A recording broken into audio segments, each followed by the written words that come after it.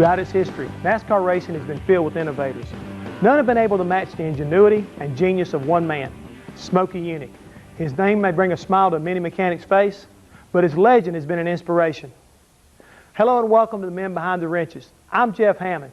Mechanically, Smokey's passion for the automobile led him to create many parts for racing. He developed these innovations right in his famous laboratory, the best damn garage in town. Growing up poor, north of Philadelphia, Henry Smokey Yunick tinkered with tractors and motorcycles as a kid. Racing motorcycles led to his famous nickname. The announcer couldn't remember my name, and the motorcycle I was running was smoking like hell, so he started calling me Smokey. That's what started. He dropped out of high school when his family fell on hard times, and even lied about his age to get in the Air Force. Smokey piloted B-17s during World War II. It was during this time in the service that he educated himself. In the Air Force, I spent a lot of time. We didn't have any good dirty books to get, but so I got physics and chemistry books, which is my second choice.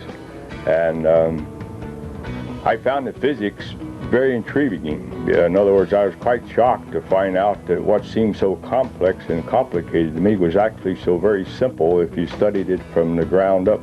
When Smokey returned from the war, he spent a short time in New Jersey before heading to the warmer climate of Daytona. It was there that he got his first taste of auto racing when a friend, Marshall Teague, introduced him to the sport. I got interested in stock cars because it was the only game in town here in Daytona. And there was a lot of history here that was rather interesting on the records on the beach, and the stock cars was available to me to work on. And then the rules, I guess, themselves made the stock car thing intriguing to me because I didn't race like anybody else. The people I raced against was Mother Nature, gravity, centrifugal force, trying to go the furthest distance on a given amount of fuel, trying to get the most power out of a certain sized engine. Upon his arrival at the beach, Smokey found a location to work on his cars and a slogan that would be synonymous with him for a lifetime. When I first come here, all the garages had a slogan back in them days, 47. And so I was trying to think of something to call this place, so I got the name patented with the copyright of the state of Florida, and it's been that way ever since. Smokey was a character because he had the big patch on his back that said Smokey's best damn garage in town, and you know, just to see the word damn back then was something. Smokey's cars came out of the best damn garage in town and were about to create an auto racing legend. This ain't no damn romance novel. It's Smokey's widely acclaimed autobiography.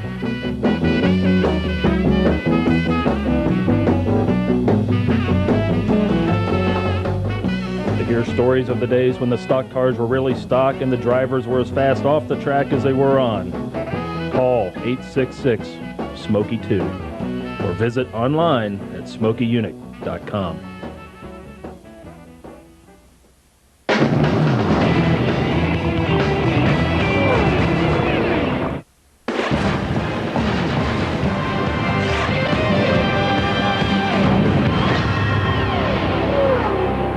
Stock car racing was just heating up when Smokey settled into Daytona Beach. Early pioneers like Marshall Teague, Red Byron, Tim Flott, Curtis Turner, and Fireball Roberts were stirring things up at the beach. Smokey anxiously set out to make his mark. In those days, the rules were pretty equal. In other words, if you run a Ford, you wasn't allowed to do anything, or an Oldsmobile or a Hudson or whatever. So if you were to run faster than someone else, it would have to depend on your ingenuity, I think, because the rules held you very tightly. Actually, when the race was going on for years, we raced by a stopwatch. I decided how fast we would run a lap, given lap, and then sometimes it would adjust it in the race. And we might be leading or we might be running 12. But if, for example, at Darlington, if the initial 50, 100 laps was, in my opinion, too fast, we decided before the race how fast we were going to run, assuming that I always felt like that it was very foolish to race any particular car until you got down to the last 50 miles. There was no manufacturer allegiance in those days, so Smokey looked at every make for an advantage. You know, I'm on a Hudson one day, a Chevy the next day, an Oldsmobile the next day, a Packard, a Buick, a Ford, and we're jumping all over the place. Remember I told you we'd go drive the cars off the showroom floor and then pick what we thought was the fastest car. So if we were running Fords last year and we thought Oldsmobile was faster this year, we switched. We didn't have any allegiances to anybody. We were just interested in getting what was the fastest. Smokey's search for an edge paid off. By 1951, Hudson asked him to build engines for driver Herb Thomas and the famous Hudson Hornet for $200 a motor. Thomas won the 1951 Southern 500 with Smokey's engine, and it was a start of a successful association. During their years together, Unick and Thomas won 49 times, including 3 Southern 500s, and they earned 2 championships in 1951 and 53. During this time, Lee Petty challenged the duo for the crown, creating a rivalry for the era. Yeah, he was a dirty racer. You won't appreciate that. I like Lee, and I don't have to say I like his driving habits, do I? No. Herb would either win or blow up. Well, Daddy couldn't afford to blow up. So if he had to settle for second or third in order to get enough money to go to the next race, then that's what he did. As Smokey experimented with his race cars, his ingenuity became legendary. The story about him, after the inspection, they take the gas tank out and they ask if they're through with the doggone thing, a little more color play, and jumping in it and cranking it up and driving it back to his shop. I would work all week to get an edge on you for next week, but today, if I do, then the week after that I'm going to get penalized because the new philosophy on racing is that we want everybody the same speed. And I think that from the fans' point of view, it's probably correct. You want wheel-to-wheel racing down to the last inch of the race. But back then, what we thought was important was just simply stated for me or for you to go out and just outrun the shit out of everybody out there. That was what was important. And maybe I could do that for a season. But then we always had a deal, and I still believe it, that the sun don't shine on the same dog's ass all the time. And sooner or later, that guy that you couldn't beat, we find the weak spot and we get him. And that was what was fun, to find out this Sunday who was going to be the cat that we couldn't beat, that had something new, something better. In 1955, Smokey and Thomas proved their versatility by entering a Chevy in the Southern 500 and taking home the victory. Smokey's success was rewarding, but he wasn't one to sit still. He still had much more to accomplish. By the mid-50s, Smokey had made a name for himself on and off the racetrack. Sometimes his interpretation of the NASCAR rules led to heated debates with Bill France Sr., who saw Smokey's creative approach as cheating. But through all the frustration, his mind never ceased to come up with innovation after innovation. Eventually, the big boys of the Detroit auto industry took notice and looked to Smokey to make the automobile better. They didn't call it genius then. They called him a cheater. And really, he didn't cheat. He went around the rules. And if it wasn't in black and white written, he figured it was okay. But he was brilliant. He changed the way our cars are today. So his genius, which started with the racing, trying to get around the rules and make the cars go faster, actually helped the cars. They're not stock cars anymore, but at that time they were. And some of the things that he developed, we still enjoy. By 1956, the Unick-Thomas relationship was cooling off. After the beach race that season, Smokey fired Herb and hired Paul Goldsmith to drive his car. 2 years later, Goldsmith won the famed beach race in a Pontiac for Smokey. The driver that impressed me the most was Paul Goldsmith. Yeah, he had the most natural talent of any driver that I've ever been around. It was around this time, the late 50s, that talk began of a new type of racetrack, a super speedway that the France family was planning to build in Daytona. The racetrack turned out to be a bigger deal than Smokey ever envisioned. By the time that I knew anything about it, why, it was going to, had plans for it, rough plans. And eventually they developed good enough to construct a racetrack. And at them days, I was fairly involved, and I probably made 7 or 8 speeches to the Kiwanis and the Rotary Club and everything, trying to get people to buy stock in the racetrack. Matter of fact, I bought some stock. And so most of us were working, doing anything we could to help the thing happen. And once it got started, to the point where they started, had the corporations platform and so forth. I felt it was going to be built. Now, if you're saying, did I have any idea that it would turn out to be the size, the race would be the size of it is today, never in my wildest dreams could I ever imagine anything like what's happened today. By the early 60s, Smokey was frustrated with NASCAR, but not with auto racing, so he turned his attention to Indy cars. The open-wheel environment seemed to be the perfect outlet for Smokey's frustrated genius.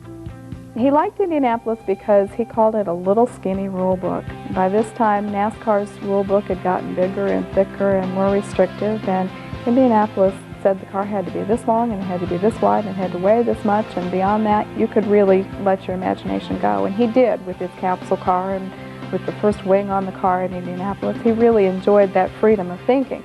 He teamed with Jim Rathman to win the Indy 500 in 1960, but what Smokey considered his greatest achievement, he never officially got credit for. He was cheated of it. The Indy race that he won. He fought for that recognition, but it never came. In 1960, there was a co-crew chief, and by the time it was all said and done, co-crew chief wasn't even on the property a lot of the time. Dad did all the work, and he got written out of the history. But he was proud of it. He knew what he'd done. Fresh off his Indianapolis success, Smokey returned to stock cars, this time teamed with one of the sport's first superstars. As NASCAR headed into the 60s, Smokey and his contemporaries balanced hard work and fun on and off the racetrack.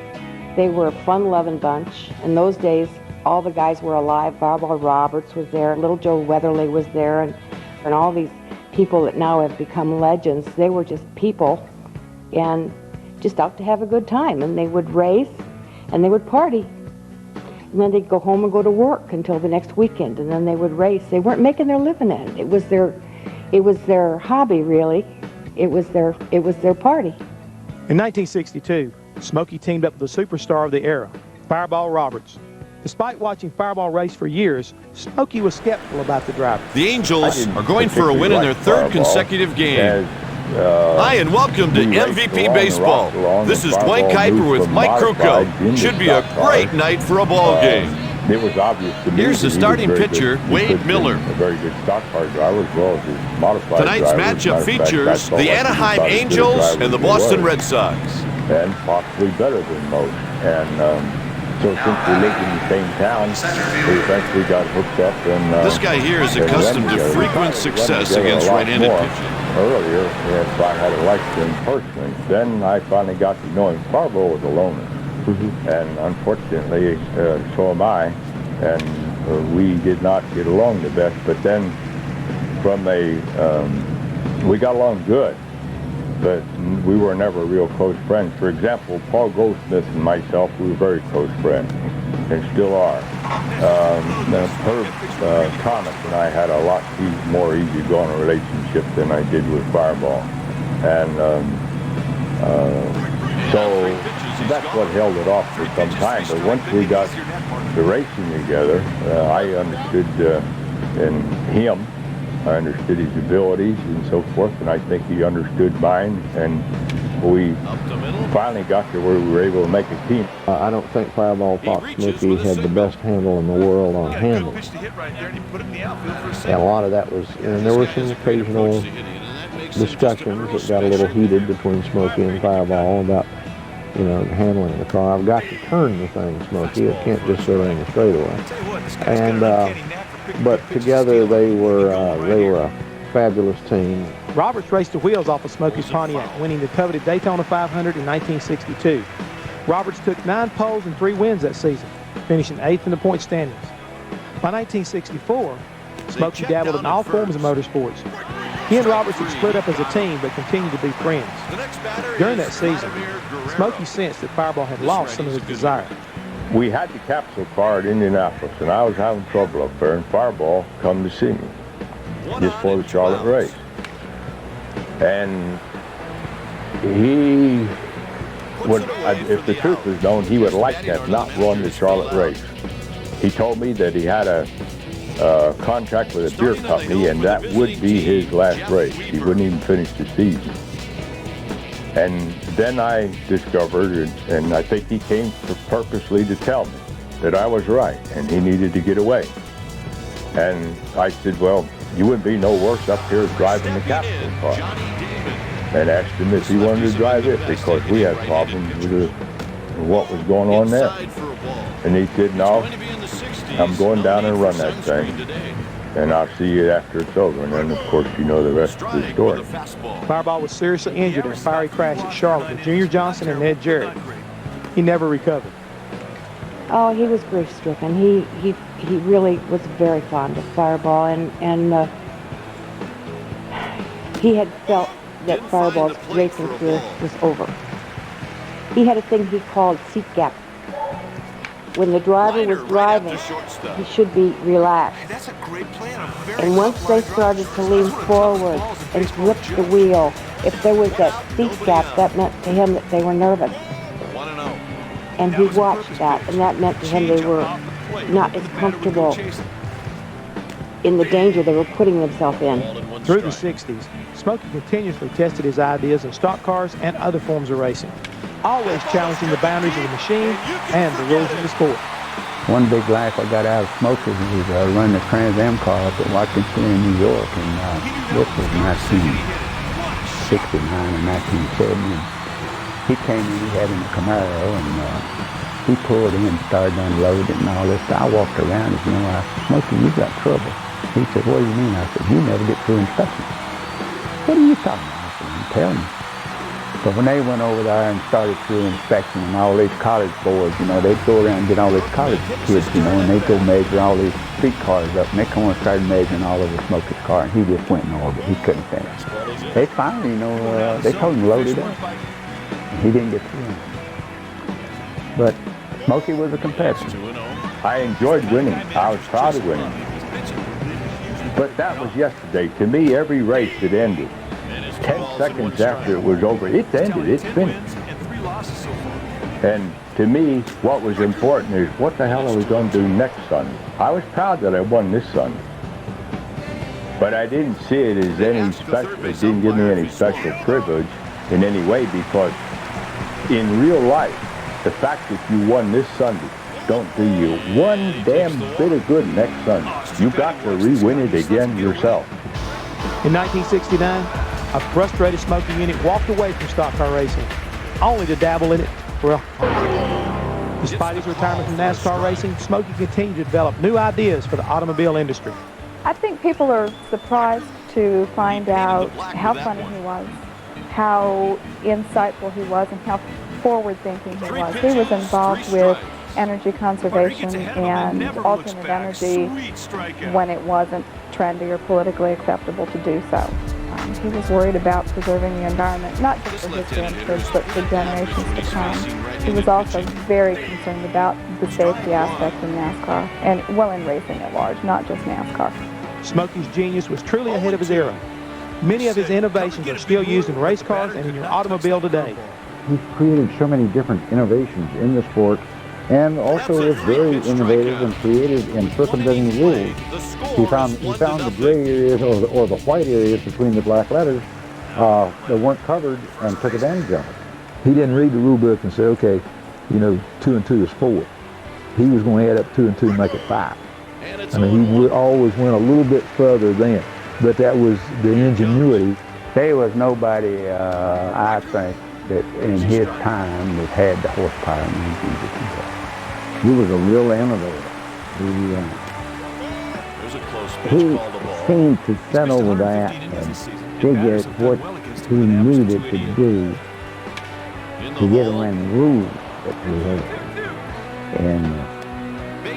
And most all of them tried to fudge around the rules, and they had a lot of rules that you couldn't get around that.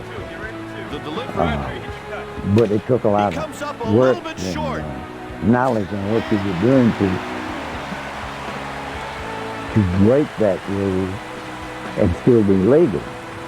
He's one of those people when you say he did it all, well, he did it all. I mean, he's one of those people that when he walked through the garage area, kids that didn't really know who he was, they asked a question and all of a sudden the guy would say he was the best at one time. And that's pretty much what Smokey was. Here's a man who will do things that you've never thought of, and he will do things with a gusto that you've never seen. So, and then he can talk about them in a colorful way that is just uniquely his and just injects so much flavor into the sport and, of course, into his reputation. Smokey was just one of the absolute greatest people that ever happened to NASCAR. What he crammed into his lifetime is beyond belief. He didn't waste a minute. He lived for today, and he thought about tomorrow and planned, but he was in the moment. And he got more in his life than most of us ever can shoehorn in. It's just unbelievable what he did. He loved it, and he lived it, and he enjoyed every minute. For Smokey, there's only one way he wants to be remembered. That I was on the level. That it's agreed that I was a straight talker. It was agreed that I wasn't a bullshitter. And it was agreed that I gave a little as well as taken. That I tried to put something back in the deal. And that it agreed that I was serious about what I was doing. I wasn't looking for ink. I wasn't looking for a big name for Smokey. But I did what I did because I believed in it, because I was interested in it, because I enjoyed doing it, and hopefully somebody else got something out of it besides just the work that I did. And that would suit me. After years of challenging the rules and coming up with solutions, Smokey may have retired, but he continued to think of ideas to make cars safer and faster. Even after his death in February of 2001, many young crew chiefs continue to carry on Smokey's legacy as they search for the winning edge. The men behind the wrenches, I'm Jeff Hammond. Thanks for joining me.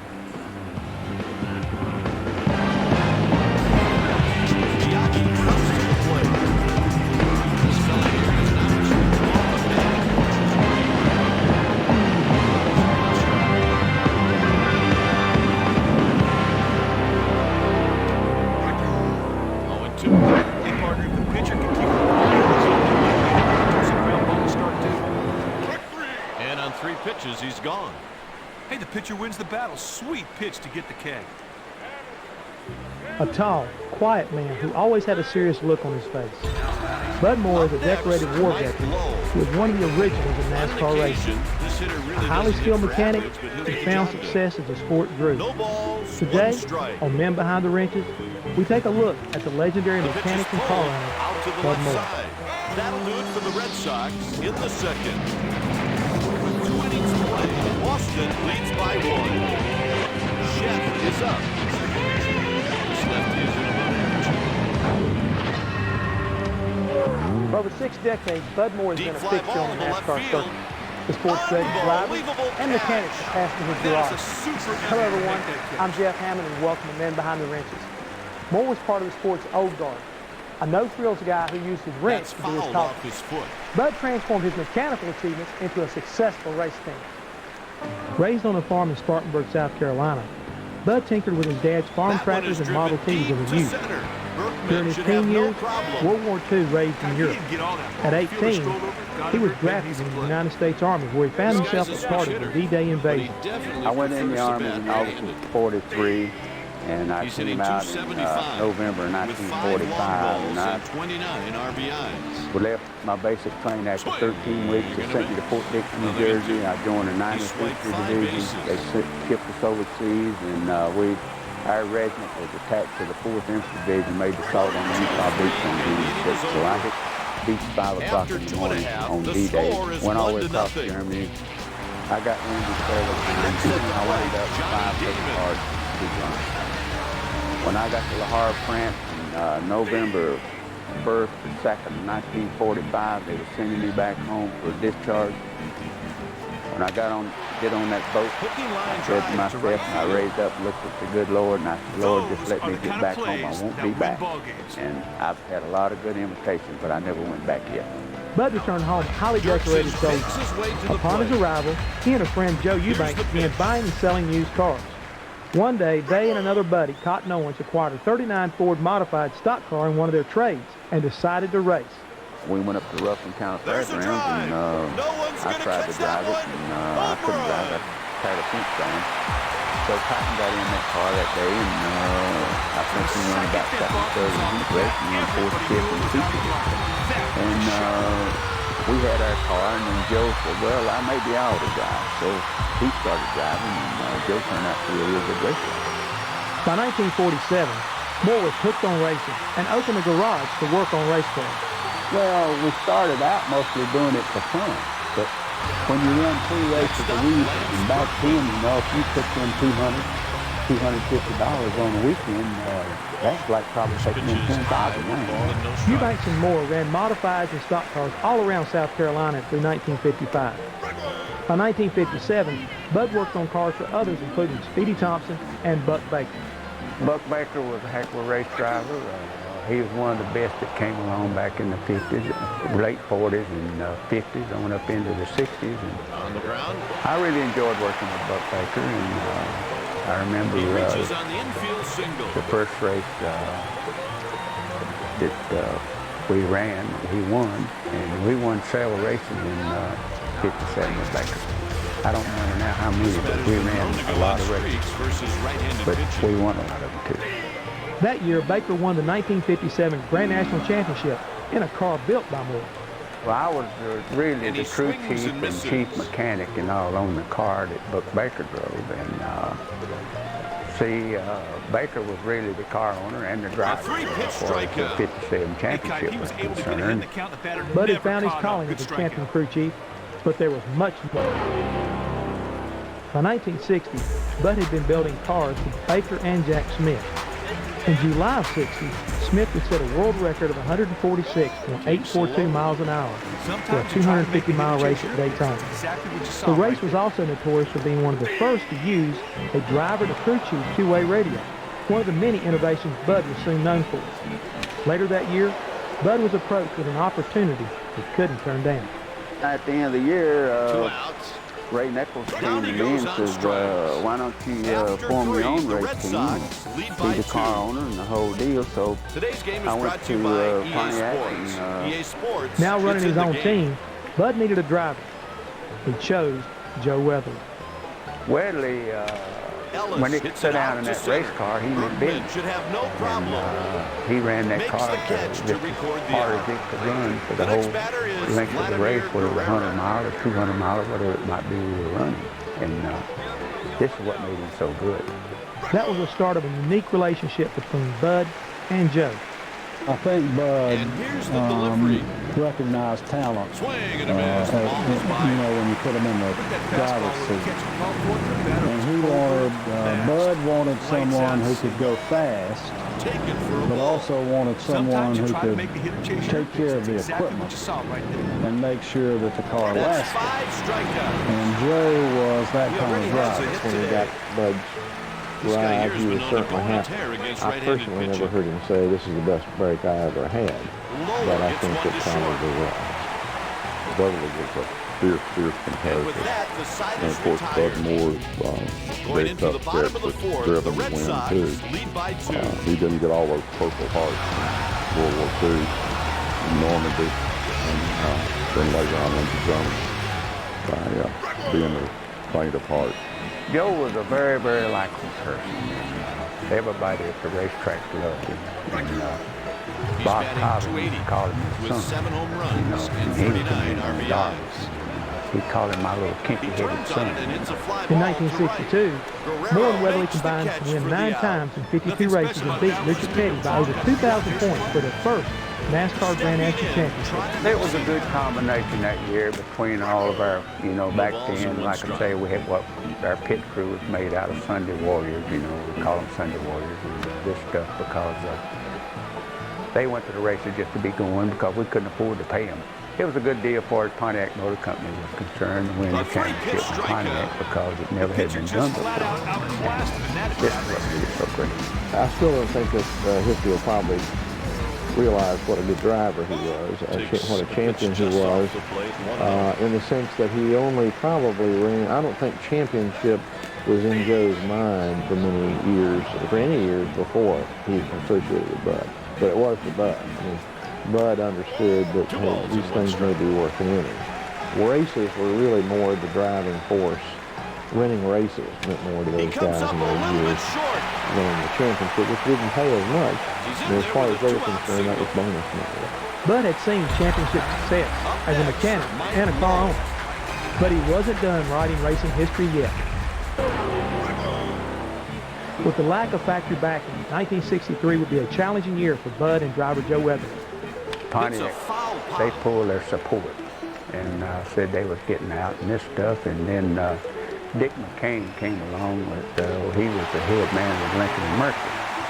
And he came to me and talked to me about running Mercury for 1964. And I said, well, you know, why don't we just figure on running the race at Darlington? And that's getting close to the last race of the season in the Southern 500 with the Mercury. And so we start working on with the Mercury and all and be ready for 1964. So we thought that was a great idea. So we run the last few races of 1963 with the Mercury. Now with the support of Mercury, it made it easier for Bud to focus on the big picture of racing.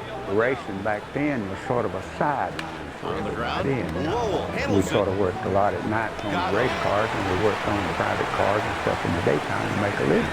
When the motor car company started paying the bills and this stuff, you know, then it sort of let the outside work sort of move about. And then you started working on the race team and the race car all by itself. Weatherly adapted the brand change and charged for his second consecutive title.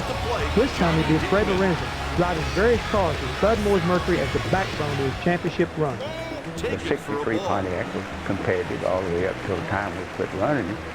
But then when we got with the Mercury, there was a lot of things about the Mercury we liked a little better than we did the Pontiac, and there were some things the Pontiac had that was a little bit better than the Mercury. But we took the combination of the two, and we worked out some of the bugs that we'd had in one and put in the other one and vice versa. And that's what made Mercury a really good race car. Early the next season, the Weatherly Moore team would end tragically at the first race in Riverside. We built 64 model Mercury Marauders to run in 1964.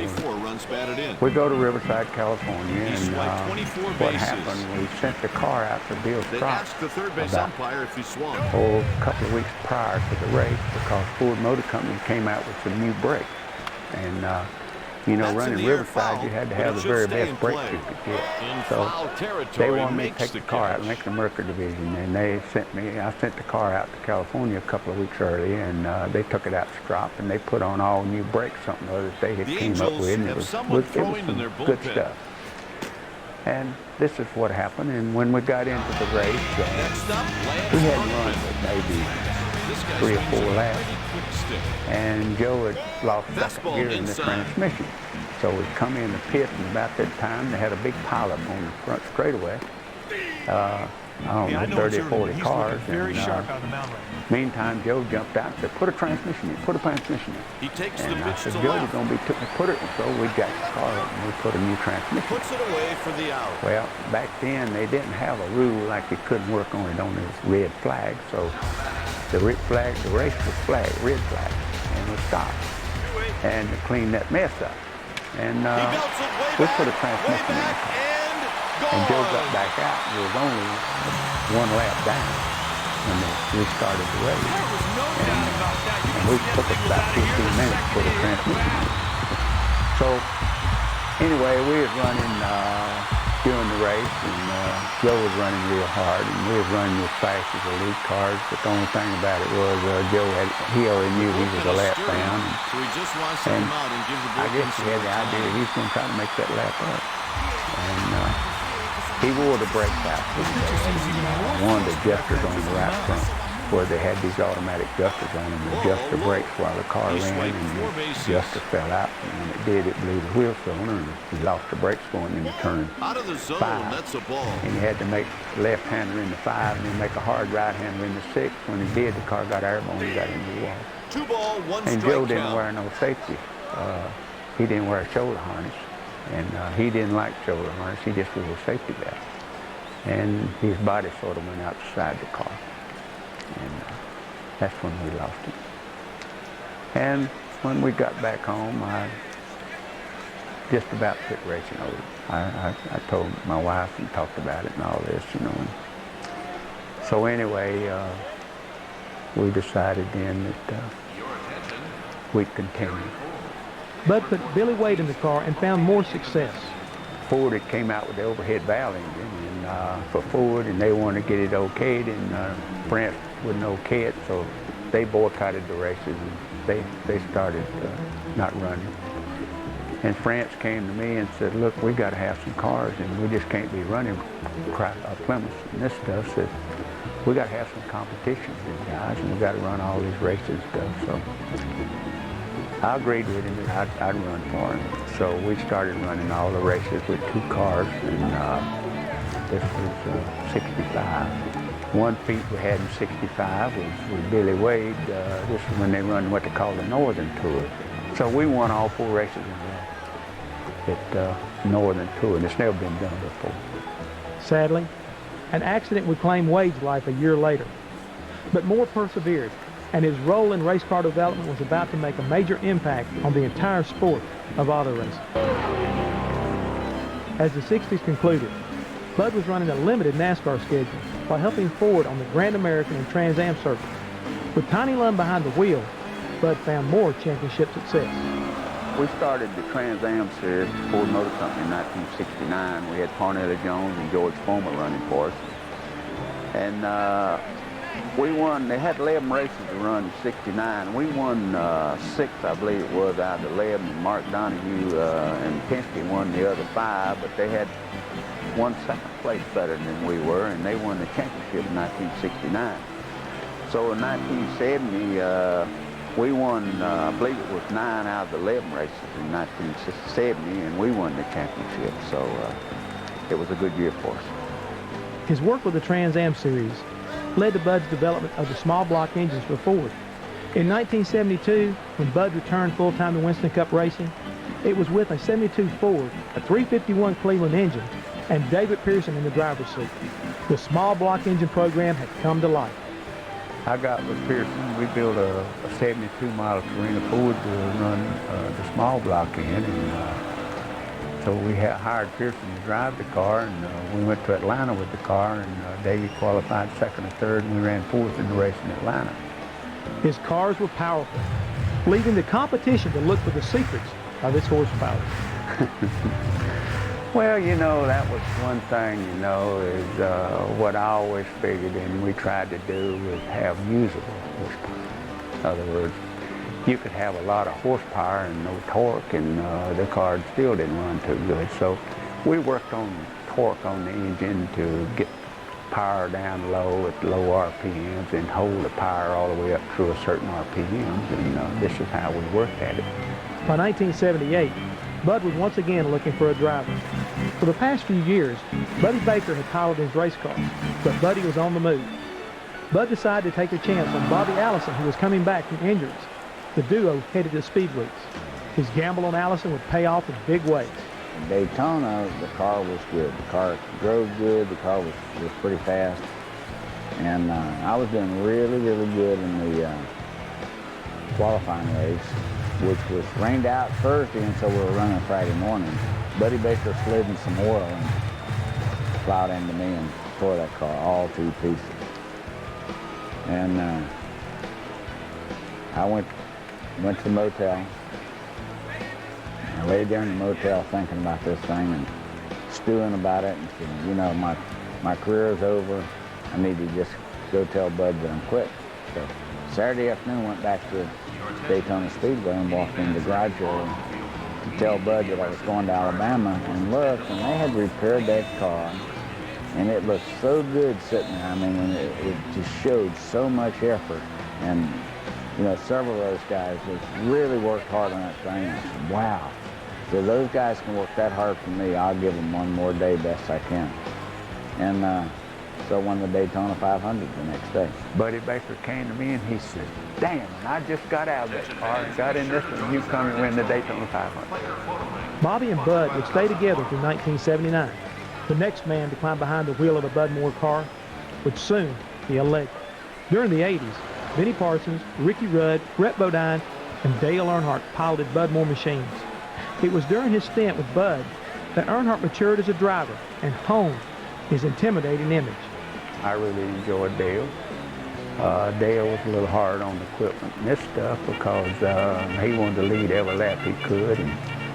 And we we should have won a couple of championships with Dale, and we should have won a lot more races. But one problem we had was in the engine. We had valve springs that wouldn't stand it. And like I told Dale, I said, now, you know, you sort of got to take it easy for the first 100, 150 miles, because them valve springs only going to last about 350, 400 miles. But he just, you know, when he got out front, he ran. And out of all the races he ever drove for me, there wasn't one race that I can ever remember that we wasn't out front. By 1999, economics caught up with Bud and forced him to make the tough decision to retire from the sport he helped nurture from the start. We were still looking for enough sponsorship to run and be competitive. And when we didn't find it, after about 2 years, that's when the Finleys came along and they wanted to buy a race team, and we sold out, 1999. I don't go to the races now, one reason, because I don't know, I just, if I had a car running, I'd go. Still, I miss it all. I still miss it. The catch is made. By the time of his retirement, 35 drivers had driven a Budmore Engineering stock car. They had won 63 times in 924 races, with 43 poles over 6 decades. Bud's place in history was cemented forever. Budmore, another very hard-working individual, very dedicated to his sport, and not the greatest diplomat in the world, but one of the hardest working people that you've ever seen. Always built good, fast race cars, and I always look at him as maybe having some of the safest race cars, because he would go to the limit to try to make his cars as safe as possible. He just had that knowledge, and he always had good people with him, and yeah, it was good life. Let me tell you, but boy, oh boy, did he ever come. You get him mad. 3 pitches, 3 strikes. Yes, he was, and still is one of the nicest guys I've ever been in contact with. I would say he's helped the many Red Sox people lead by 4. as would let him, because he was always concerned about whether you had what you needed. I can tell you where NASCAR history should place Budmore, and that's right up in the top of the list, unquestionably, as both a mechanic and as a team owner and as a team organizer. Surely he's one of the top 5 of all time. Budmore was always one of those special people that 2 balls, 1 let's strike. do it, let's do this job, let's do He the job delivers. As best we can, let's do it properly, and let's be satisfied with our effort. You know, let's give it our best effort, but then we'll take what we get. Bud was smart. He built great engines. He was certainly one of the best engine builders of the time. He had great teams, and he made a big crossover into Trans Am racing and road racing, which I thought was personally one of his signal achievements. I really think that NASCAR is the greatest in the world right now, and the racing, as far as racing is concerned, it can't be beat. And it's the most competitive sport in the world. And that's why we got so many fans and all the TV and all this, because when they drop that green flag, you know, it's not put on. It's everybody for himself. Budmore is a true throwback to the early days of racing.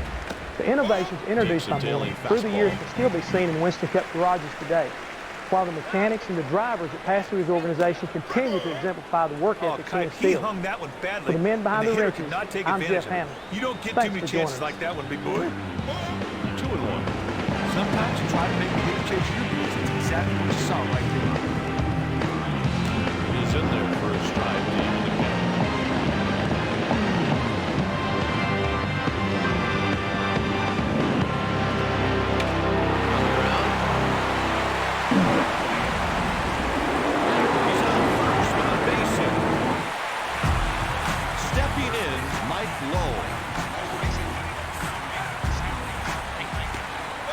Pitch missed inside. And the pitch.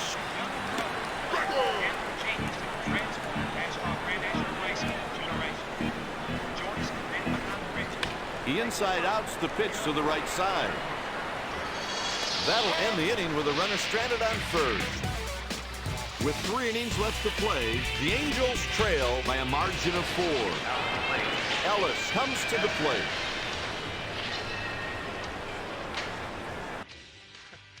In the early days of pit stops, a jackman had to pump the jack numerous times to raise the car. The length of the stop didn't really impact the race because everyone used the same.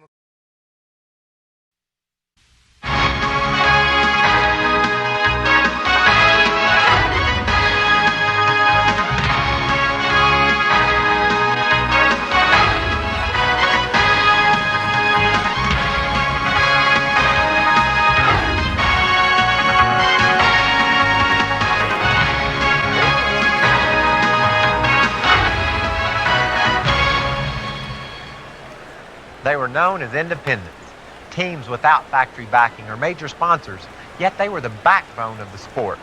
Hi, I'm Michael Walter, and today on the Legends of Stock Car Racing, we're going to stop off in Richmond, Virginia, and meet Junie Dunlap. He entered his first race at Darlington in 1950. Junie finished 61st in a field of 75 cars in a 1949 Oldsmobile. Ever since that time, Junie has been a mainstay on the Winston Cup circuit, giving many of the stars today their first taste of NASCAR competition. We'll join Junie and Johnny Hayes right after this. Junie has been a cornerstone in NASCAR Winston Cup racing for over 50 years. Now that's a lot of memories. We spent all these years, and now we're going to try to get back to when you started in the old days. You know, the bad part about doing that is I have trouble remembering what happened last week, so it's going to be hard for me to go back into ancient history.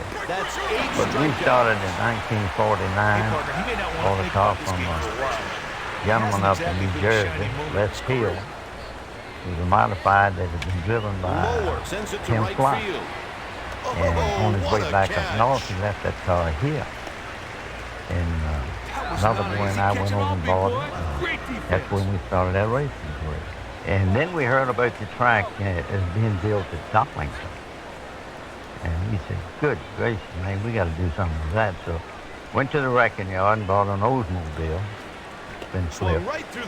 Beat it out, straightened it up, and off we went to Darlington that summer. So we ran in the first race at Darlington. That's the first one that they had. Started 75 cars, 3 abreast. It was a sight to behold. How did you finish? Did you make it through the race? No, we broke down about halfway. I think I only had 2 reinforced wheels back then. Had a bumper jack and a 4-way lug rack. So we could have finished pretty good if we could have kept it rolling the whole race, but we had a lot of things happen. The hub finally broke, and that put us through the race. In the late 50s, didn't Emmanuel Zervakis drive for you? Yeah, Emmanuel drove for us in 56, 57. We had some pretty good races, but the equipment that we had back in those days was really stock stuff. And we had a lot of breakage back then. We learned a lot about what pressure you could put on certain parts, the steering arms, the hubs, the wheels, all of that stuff. So even though we were breaking down or having stuff break on the car, Emmanuel did a good job. It turned out Emmanuel became really an expert on cars, didn't he? A lot of people started running his equipment later on. He started stock car product here in Richmond, and today he builds some of the best parts that you can put on a race. Bill Dennis. We had a lot of success with Bill Dennis when he drove for us. In turn 3, they look like they're welded together. Girolo, Dennis high, and breathing right down their pipes. It's the combination of Sammy Ard and Red Farmer. Photo finish cameras are on and ready. Now here they come out of 4 in a drag for the flag. You could cover them with a blanket. It's Bill Dennis by less than a second, winner of the Permatex 300. Hey, look out! These boys don't even stop after the checkered flag is thrown. Bill Dennis just chalked up his second straight Permatex 300. And with the type of competition entered in this race, that's a real achievement. It took him 2 hours, 14 minutes, 16 seconds to do it. For his efforts, Bill received $8,400, The trophy, a kiss from the Queen, the accolades of the crowd, and what's more important, the promise of a very bright future in racing. You know, I look back at those years, and again, if we had had the backing that we really needed, we took Bill to Daytona 4 times in the sportsman race. We ran a car that we had built in 67 with the help of Holman and Moody. 7 innings, the Red Sox Bill took that car and finished first 3 of the 4 times. Head to 2, 3, and 4, I think it was. Garbutt hits one to shallow center. 3 years in a row with the same car with the same driver. Base hit to We lead were off mighty the proud inning. of that. And you would have thought that that's where a big sponsor, big car company deal would come out of the wall, because Daytona is so important, and y'all had so much success there. He squeezes it for Well, the out. we had a local company that was helping us, and he's the one that really kept us in business. And that was Truxmore, owned by Harold Cole. And he started helping us to a certain extent back in 1960. But we knew better than to ask him. We did a lot of work for him. We used to put bodies on, trash bodies on, and paint them on. I knew better than to try to go too hard and get him as a major sponsor, because I didn't want to lose his work. Right. But he basically was the one that kept us in business for years. We had one of the nicest tow trucks that they had on the circuit. We were able to get back and forth to all the races with a credit card on it.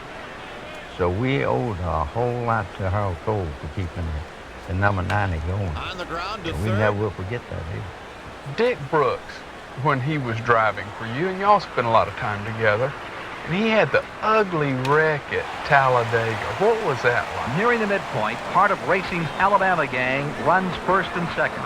Bobby Allison, number 16, the master, leads his 26-year-old protege, Neil Bonnet, number 12, by less than a car length. But on the backstretch, Richard Brooks rides one down hard. Dick Brooks, and I know some of the people today haven't seen him for quite a while, but Dick Brooks was one of the greatest drivers that's ever sat behind the wheel. If he had the equipment that the heavy-back teams had, you would have seen a great superstar in Dick Brooks. And Brooks was fearless, wasn't he? When he flipped that car at Talladega 13 times, he crawled out of the windshield that night when we left Talladega. He drove his car right on behind and followed us all the way up to Spartanburg. We rebuilt that car, and I think it was about 3 weeks later, we ran it at Dover, and he finished second with it, same car. During the mid-60s, NASCAR Winston Cup racing got a little bit too expensive for Junie Dunleavy's pocketbook, so he went back to the modified series, winning races with drivers like Sonny Hutchins. But by the 70s, he was back. To the bottom of the 8th, the Angels trail by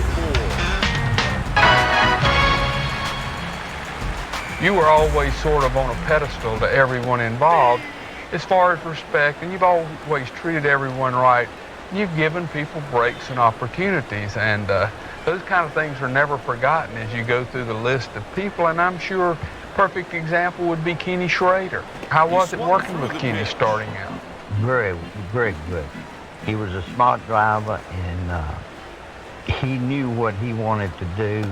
I knew what it would take for him to be able to do what he wanted to do. So we gave him the time to feel these cars out, to get the feel of all the racetrack, see what it was like to run with the competition, and he developed me to one of the best. Well, you won the 125 Daytona. That must have been a rush. It was a real. It really set us up, and we had a chance. In which we led the 500 for quite a few laps. In fact, we were leading it right near the end. We came in for a splash of gas, took 4 seconds. Went back out, and he over-revved the motor. Down he goes on locked the strikes. transmission up in Partner low gets ahead gear. of him and never He looks said back. he was looking Sweet back. But strikeout. anyway, we finished 7th, and we were mighty proud of that. Yeah. When Benny Parsons retired, he spent his last year with you. And that was one of the best years we've ever had. We had the opportunity to have won 3 races that year on a limited schedule. Benny was that good. Again, we learned a lot from Benny. This is it. They're going to have to create some He offense was in a such a hurry. good teacher on what he needed, and we listened to him. Everything he suggested, that's what we did. And Benny will never know how much we really learned from him. I ran across Benny back in 1970, I believe it was. We were running a sportsman car down there, and Benny was running the ARCA series. Well, Benny had 2 4-barrels on his car, and we were running 2 4-barrels in the sportsman race. He won the ARCA race. The following Saturday, Sonny Hudgens, who was driving for us, was leading the race. And we found out that the engine, a little piece off the accelerator had fell off, and the carburetors were wide open. And Sonny was running wide open, they were backing off. But the rains came, and they had to red flag the race. Well, we found out what was wrong, and the only one around there that had a piece for those carburetors was Benny Parsons. And I ran up to him and asked him to put our bike. Go over there and take care of anything that you want. And I said, Benny, if we can ever do anything for you from now on, don't ever hesitate. So that was just his attitude on. He didn't hesitate. He didn't say, well, let me think about it. He just said, go get it.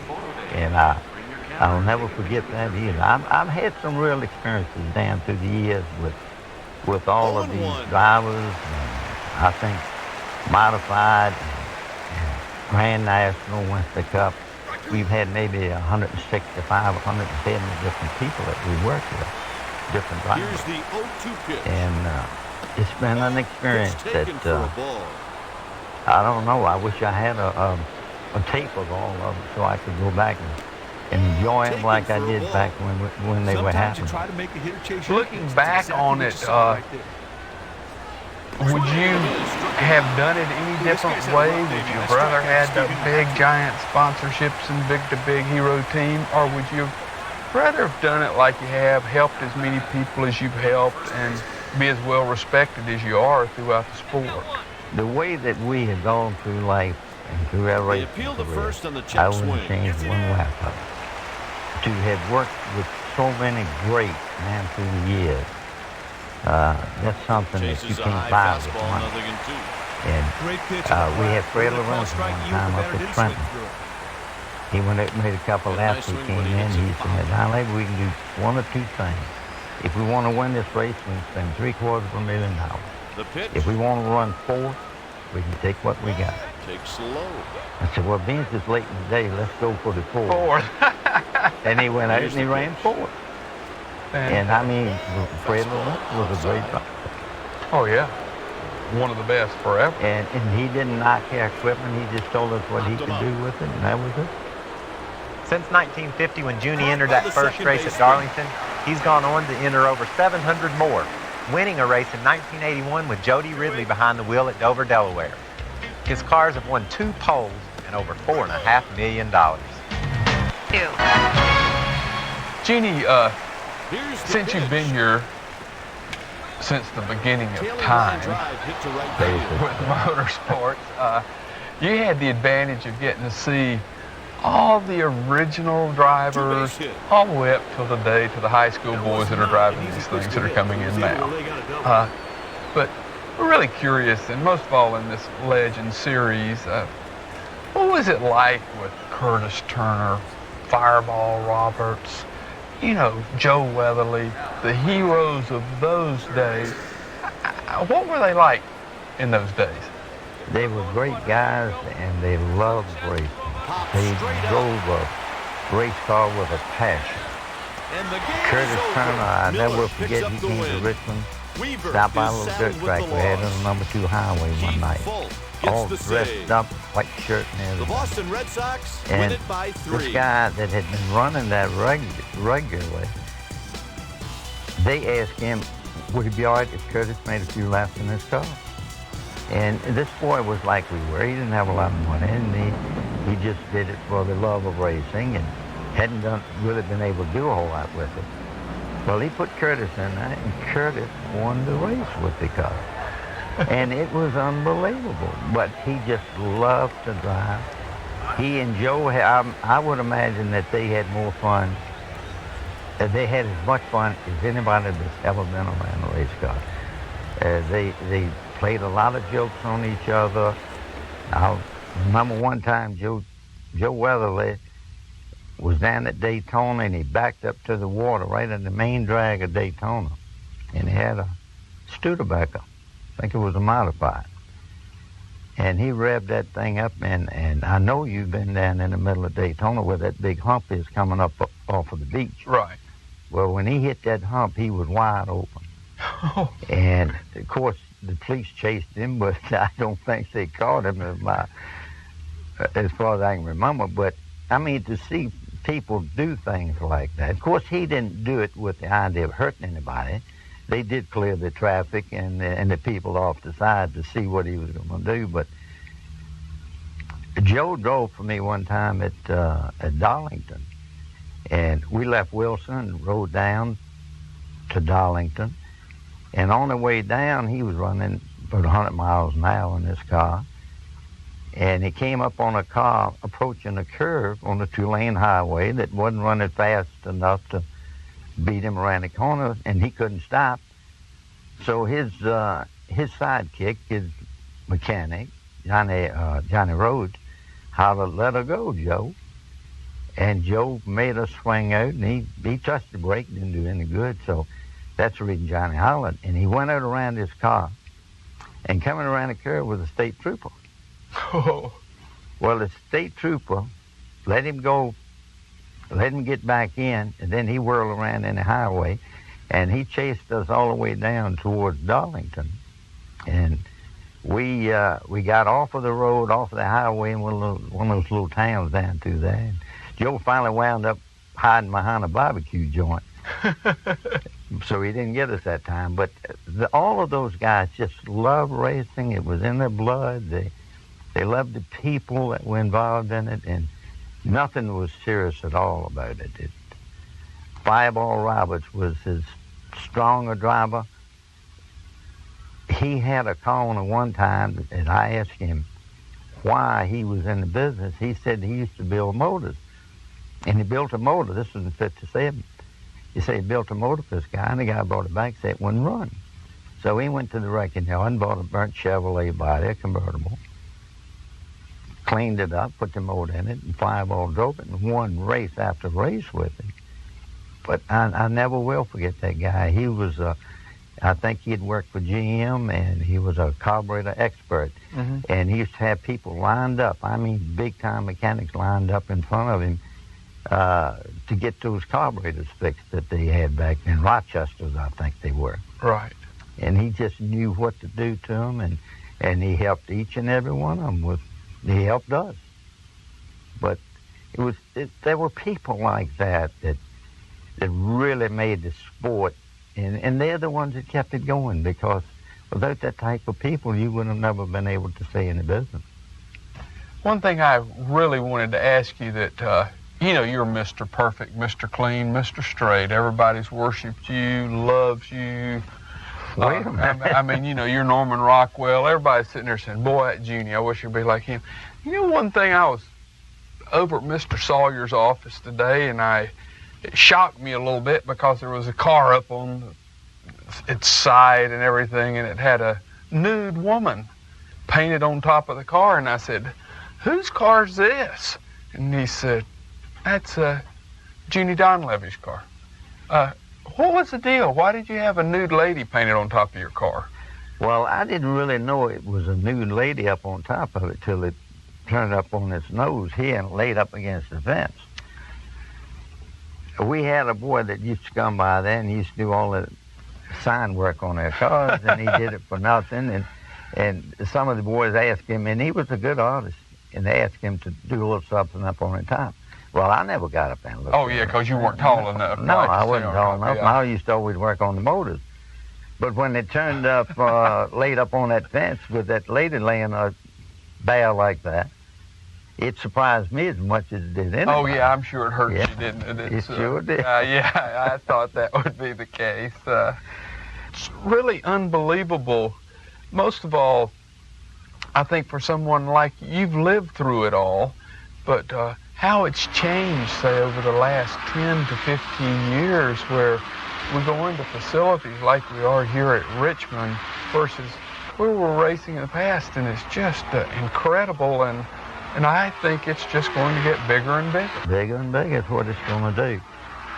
But I can tell you one thing about racing that hasn't changed, and it won't change because you have all of the mechanics, all the competitors, all in this small confined area at each racetrack. And every one of them are first-class people, because if you're not going to be able to last in that, with that group. You will leave. It's still the same type of sport today as it was back in those days.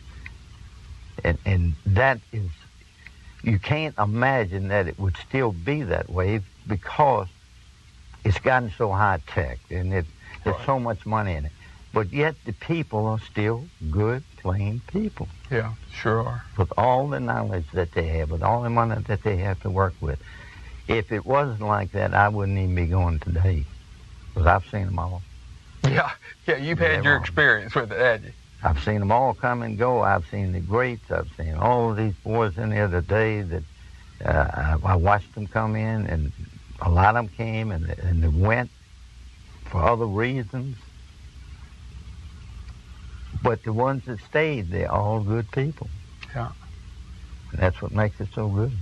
There's no other sport that you could participate in that you would work with the type of people you work with in racing.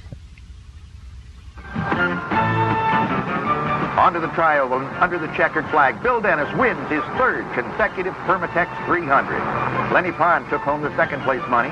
Wayne Andrews finished third. Fourth place went to Jack Ingram, and fifth to Johnny Allen. The race lasted 1 hour, 55 minutes.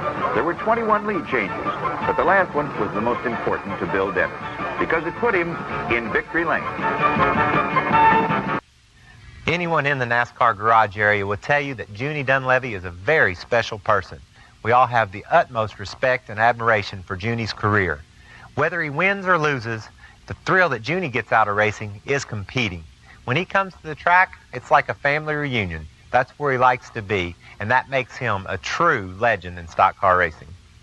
But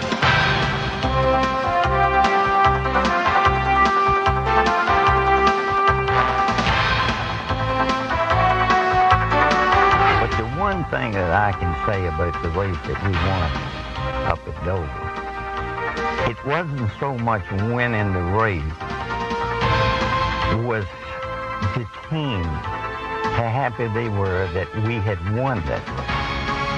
And that meant more to me and to our team than just saying you'd won a race. They were as happy as we were, and it just really made us feel good. So I'll always remember that win. And it wasn't because it was a win, but it was because of the way the team treated us.